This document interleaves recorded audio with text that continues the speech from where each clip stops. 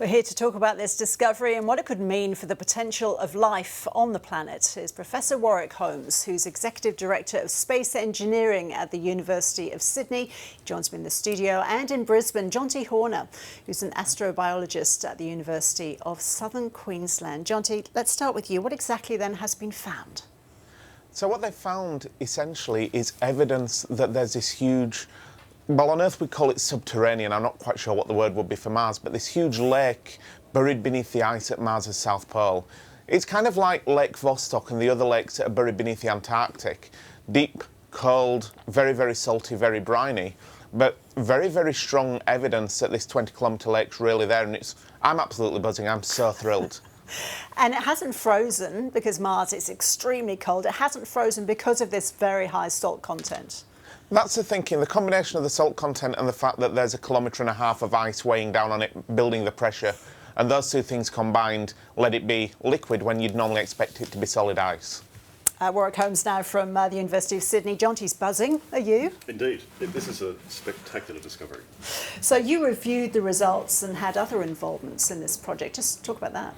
Well, I was a staff member of the European Space Agency, and before the launch they have independent teams come to check the test results before they launch.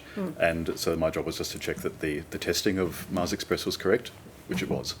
So tell us how this was found, and how did they know it was liquid water when it was so far beneath the surface? Well, the MARSIS instrument is specifically designed for subsurface radar imaging, and it's actually a principle which they use a lot here on Earth. And it was the same technique that found this lake underneath Antarctica, which is 4 kilometres below the ice. So this instrument was the first time ever they've done subsurface sounding using radar in a planetary mission. So the instrument was very complex. It had these long 20-metre antennas which transmit the radar signal below the surface, and they started to get this indication of water. So this was extremely exciting. So they actually modified the software on the instrument to enhance the possibility to detect the water. It was actually discovered 3 years ago, but to be absolutely certain and verifying as many different ways as possible, they now can guarantee that the signal is in fact water. So Jonti, you're an astrobiologist. In terms of the implications for life on Mars, what does this mean? Well, I think it firstly gives us a new place to go on our holidays, essentially. It's somewhere else to send missions to if we can conquer the technological hurdles to really drill down and find out what's happening there. We know now that Mars was once both warm and wet. It possibly even had oceans way back in the distant past. And the transition from warm, wet Mars with oceans and everything that we think of that you need for life to the kind of cold, super frozen wasteland that we see today will have been really gradual, really slow. And one thing we do know is that once you have life somewhere, it can adapt, it can move, and it can really get a handle on things, particularly if the changes are really slow and gradual. What that means to me is that if Mars had life in the past, then maybe, just maybe, there'll be hints of it in this lake. Maybe the lake will be a niche that life would have found to actually get established and thrive. That's not to say that we will find life there. It's not to say that we have found life, far from it. But rather, I'm really excited because this is now the best place for us to go look.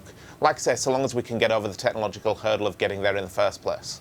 So Jonti, do you think that there is a possibility of bacterial life? Because very unexpectedly we found that on this Antarctic lake. It's very salty, it's minus 70 degrees Celsius. Do you think there's a chance there's bacteria in the water? I would love to think so. I mean, my instinct is that if there's life on Mars, if there ever was life on Mars, then it'll still be there. I'm an optimist. I tend to think that the glass is half full, and in this case, I like to think that the lake is full of bacteria. Doesn't mean that it is, but I'm an optimist. I'd like to think that if we drill down there, we might make an even bigger, more exciting discovery. Warwick, are we going to drill down? Well, no, it'll be a long time before we can drill down. The technology to do that is extremely difficult. Yes. The other aspect of this, which is extremely interesting, is the fact that there is a source of water now on Mars. Means that when they do astronaut missions to Mars, which is also a long way away, but when they do, the water can be used as fuel to fueling the rockets to return. So they can make hydrogen and oxygen, and they can burn that as rocket fuel. They can also use the water for consumption of the astronauts and also for creating oxygen. It's also a method of storing energy. When you recombine, you get electricity. So the fact that there's water actually already on the surface of Mars is a huge, huge bonus for future human exploration. Okay, we have to leave it there, I'm afraid. While we all have the song, I'm sure, going around in our heads. Warwick Holmes from the University of Sydney and Jonti, they're in Brisbane. Thank you both so much. Thank you. Thank you very much.